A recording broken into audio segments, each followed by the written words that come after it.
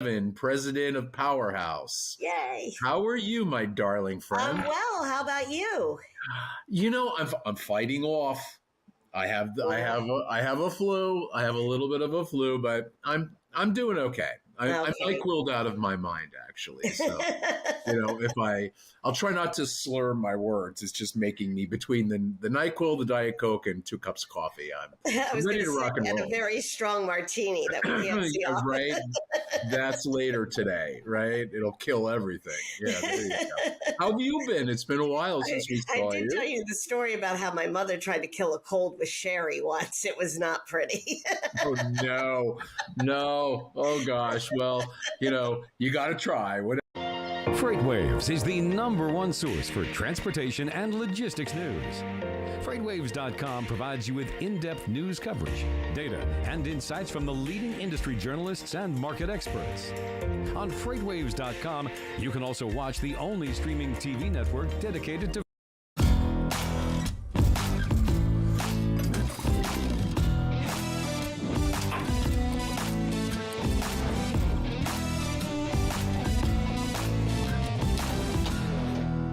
Good morning, everybody, and welcome to this month's episode of Refuel.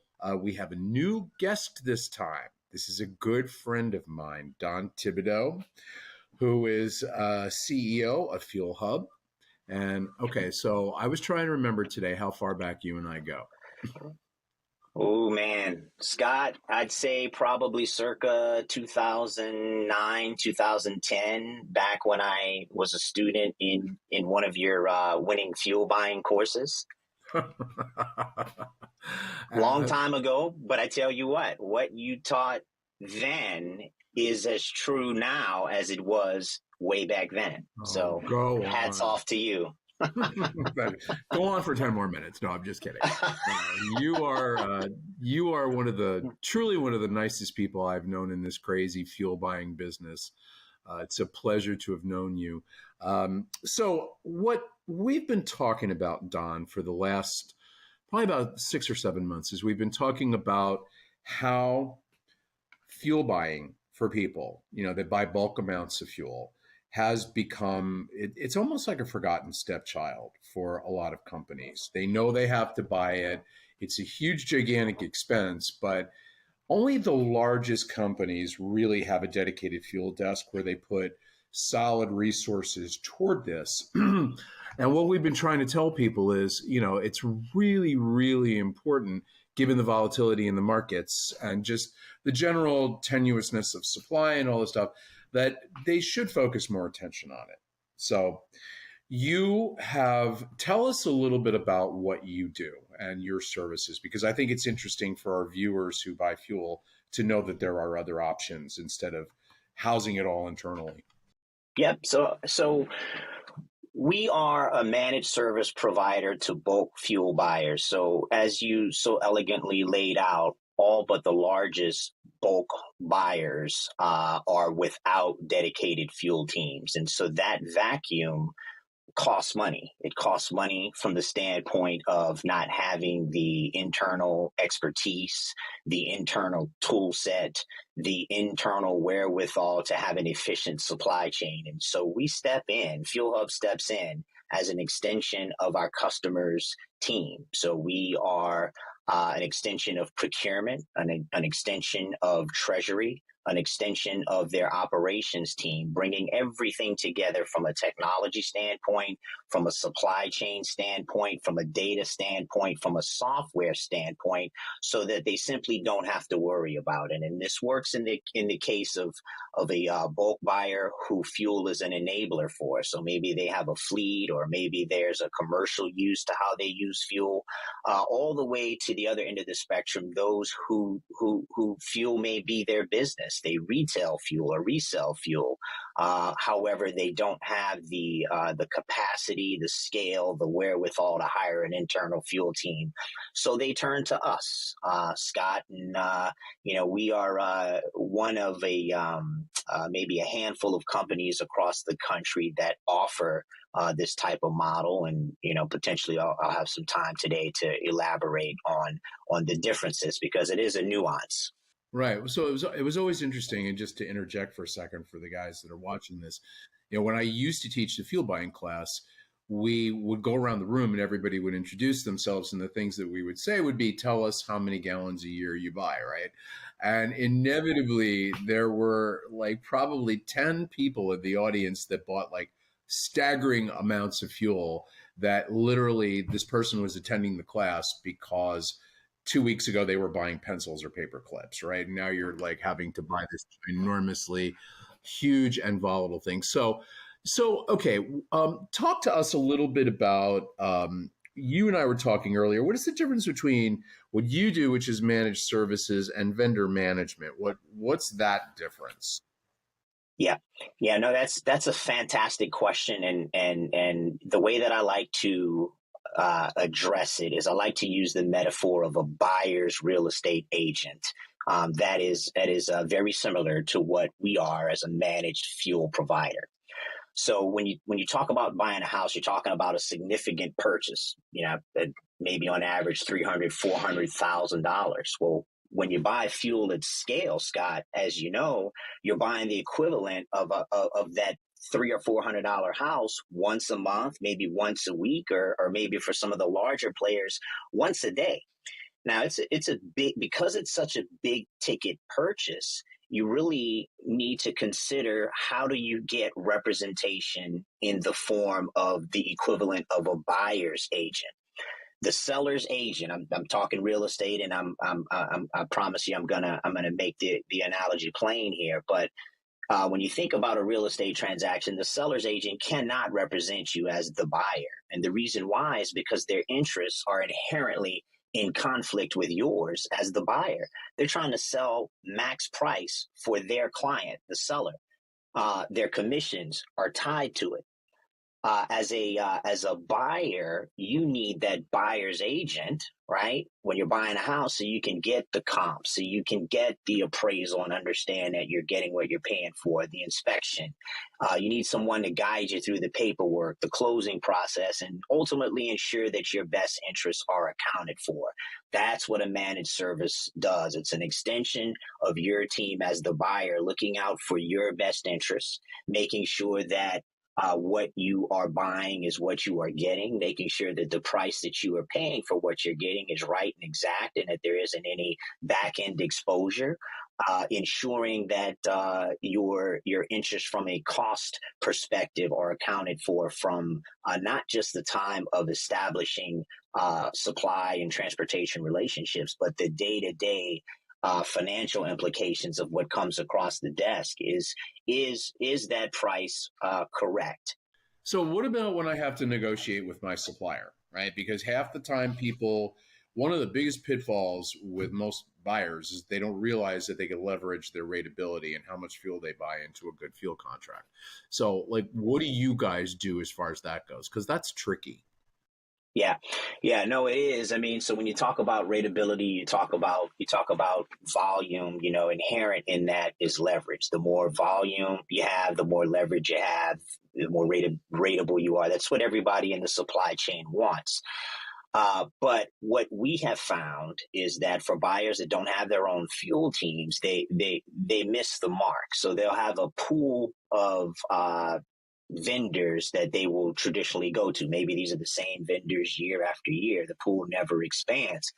Jobbers, and in everything that I'm saying, and at no point do I want to disparage any of the market participants. I mean, they're my friends, they're our friends. We work with them, and they're a very essential part of the game here. They'll come find me. So if I come up missing, Scott, they will find me. So, and I'm hanging out with them all next week. So, no, at the end of the day, here is what's at issue. It's that if you don't have the tool set internally, you don't have the expertise. If you were buying pencils and paper clips last week, and now you're buying $30,000 worth of diesel, well, this is near and dear to you, are you pulling in, do you have the price discovery to know what it is that you should be paying for from an independent perspective?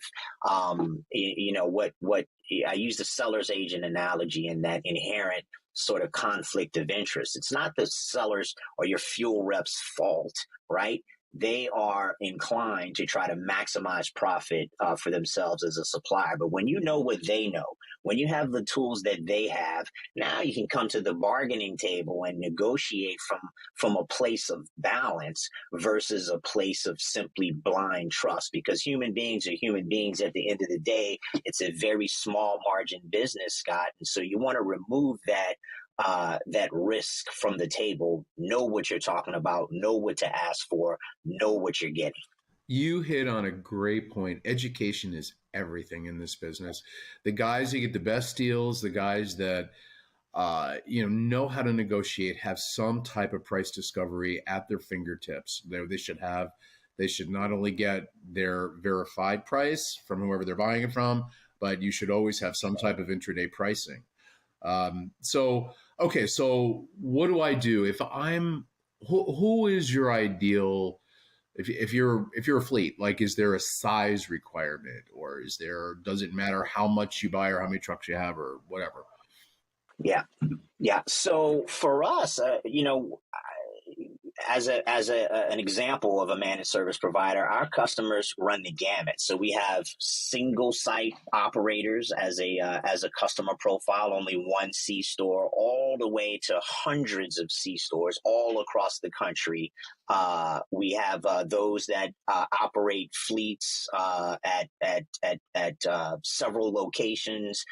They buy diesel, they buy renewables, they buy gas, and everything in between. Really, the demarcation line, Scott, is that I've found in my career, and I've been doing this for some time now, is right around 100 million gallons. Typically below 100 million gallons, I don't see a lot of sophistication or a lot of folks that comprise the quote unquote fuel team.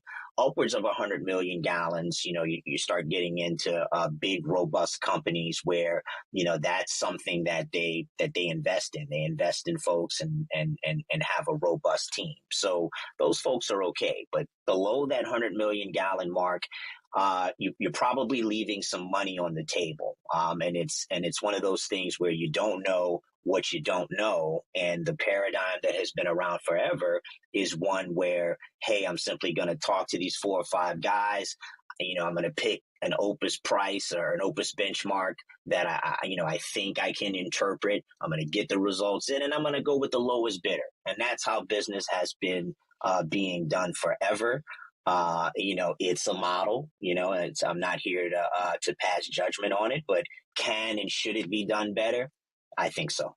Oh, absolutely. So that's incredible, because people don't realize, one of the things that we've seen over the years is just, the buyer has a relationship maybe with a couple of people. And if they stop by periodically and bring donuts over, they're like, it's good. I don't need to fix it. It's not broke. But in a lot of cases, so one of the things that we did talk about, I'm just looking at my notes here.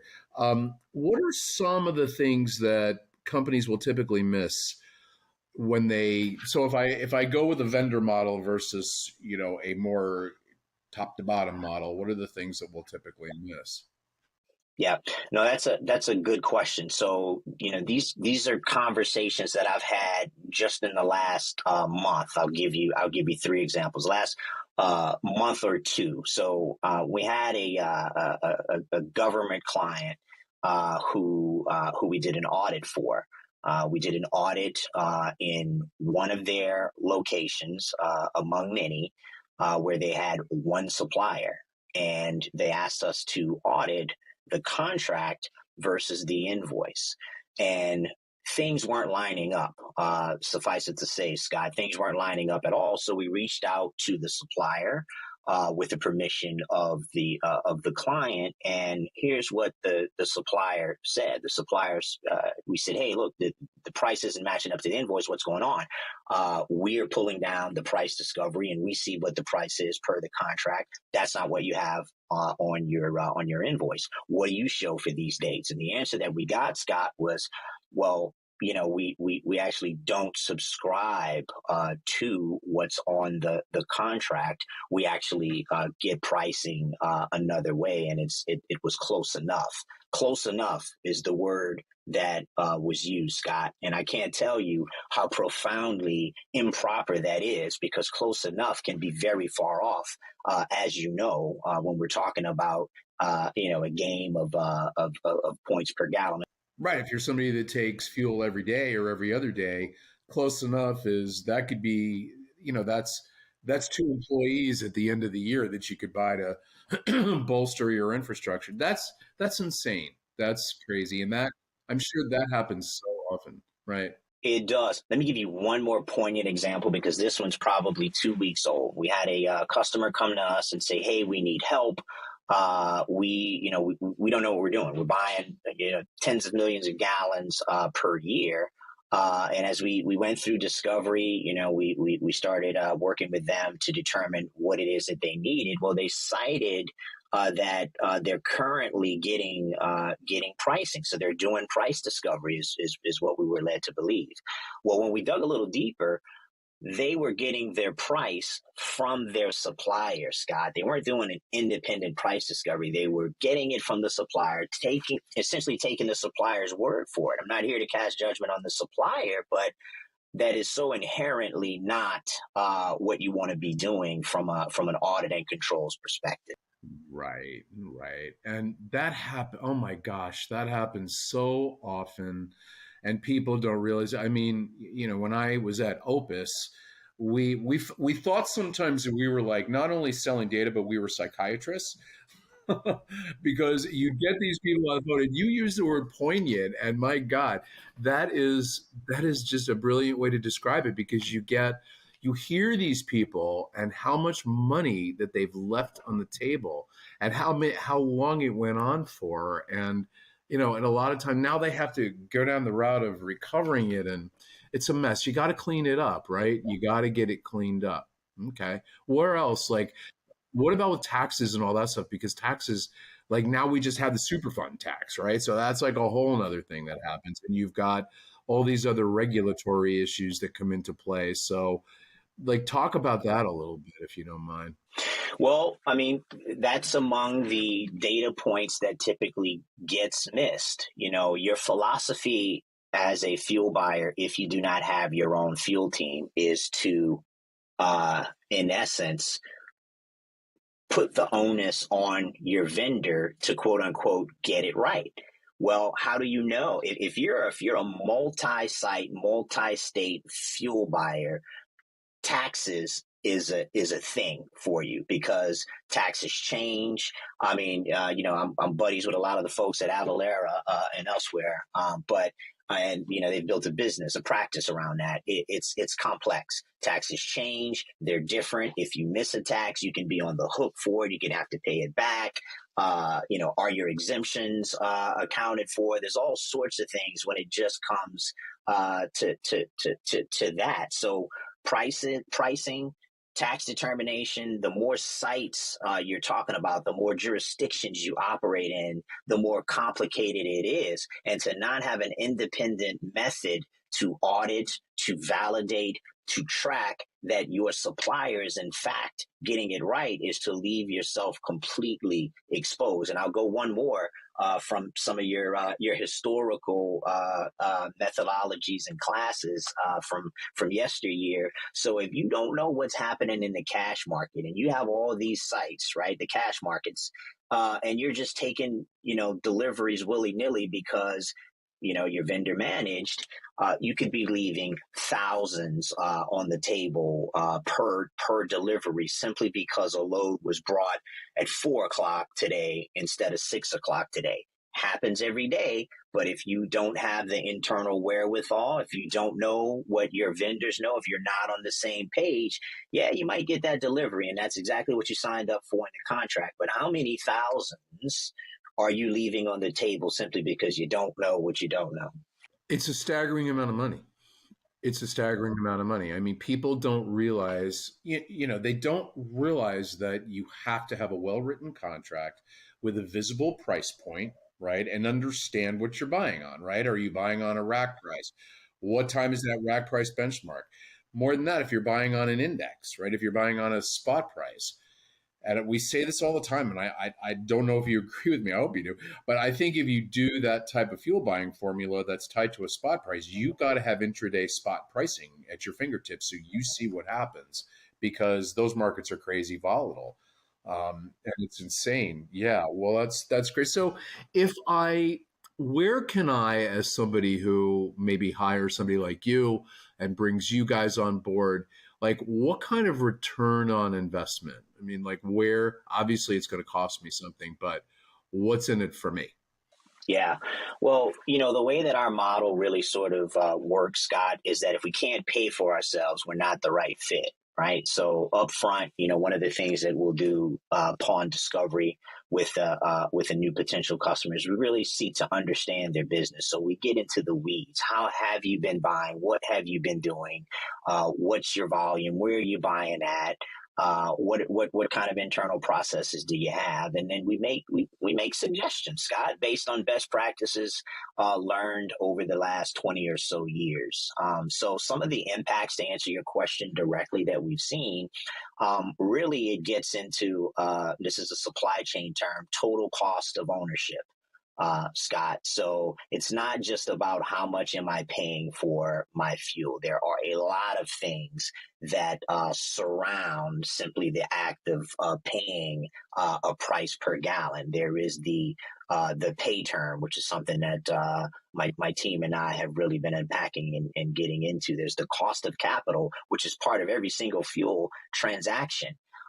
There is the equipment associated with fuel, the pumps, the tanks, the environmental exposure. There's a ton of things that go into the cost of ownership. And so from an impact statement perspective, what we typically see with our clients is up to 20% reduction in total cost of ownership. Now, it's not to say that we hit a home run every time, Scott, but that is the business case, and that is the premise. It's that if we can't save you money in terms of what we can do versus what you are doing right now, then we don't deserve to be doing business with you. But we'll do the work up front. We'll show you up front, and then that'll be our benchmark, so to speak, through the life of the relationship. Right. And I think a lot of companies have to ask themselves, do you want to throw some money at this, which is where they should be putting it? Because if fuel is not your business, and if you're not willing to put those kinds of resources into having those experienced people in your company, and experience is a big thing, right? And what we've always seen is that, they'll put somebody on the fuel desk, that person learns the gig, they're doing it for like 5 years, then all of a sudden they move them on. If that's not what you want to do, then you should be looking at this. What are the first? So we have to wrap up a little bit here, Don, but just, final thoughts, because I love what you're doing, and I think it's a huge value for a lot of our people that buy a lot of fuel. What is the first step for somebody to do? Well, I think the first step is really to look at fuel separate and aside from just a normal commodity. Paper clips, pencils, copy paper, things like that. They don't, that's a hell of a role to play in any company. I'm not diminishing it, but there is not an entire supply chain of nuance behind those items. So first is to understand what you're dealing with, what you're reckoning with in terms of fuel. It's a tremendous spend category, and it needs to be treated with the sort of deference and respect that one would make when buying a house, to go back to my earlier analogy. So one is to recognize it's a big purchase, and at minimum, my 2 cents, if you will, no pun intended, would be to really try to educate yourself. Take a course like what you used to offer, Scott. Understand the vernacular, because it's, you know, the industry has its own vocabulary. At least understand the questions to ask of your vendor. That would be step one. You know, if you think that it is a significant enough spend category, if you think that you're ready to look at efficiencies, and maybe you look at a managed service such as what we offer as a next step. You know, if you don't want to take on the weight and the burden of getting the education, building out your fuel team, building out your expertise internally. Right.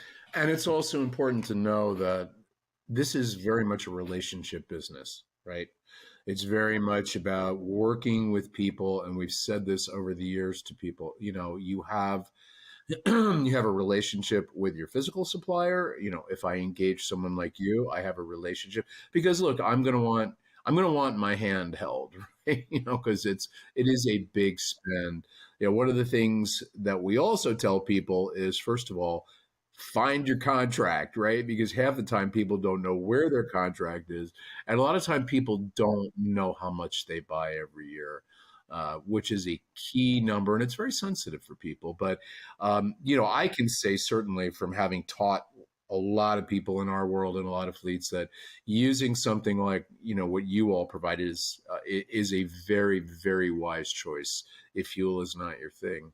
It is. And I would love to have you come back at some point, and maybe we can do something a little different where we look at an actual case study and we dig into that. I would love to have you come back, because I think what you're saying resonates with a lot of our folks. Yeah, no, well, I just want to thank you very much, Scott. I greatly appreciate the opportunity to visit with you as always. It's always a pleasure to visit with your audience, and I'd be delighted to come back and, you know, help continue the dialogue. I think it's a valuable one. The present administration says that we're going to be around for at least another 10 years, so. There you go. And fuel volatility is not going away anytime soon, right? No, this is going to be a crazy year. So for somebody like what you do is even more critical. Listen, a pleasure as always. You are a class act, and I love having a chat with you. I greatly appreciate it, Scott. Thank you so much. My pleasure. Be careful. Take care.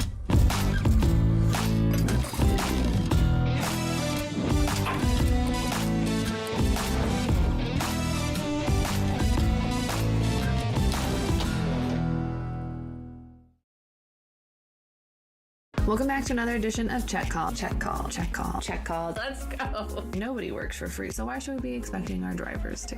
Okay, let's just get it together now. What are some of those proactive steps that you can start taking now? For myself, I would like the Earth to still be here for a little bit longer, but you know, is a hot dog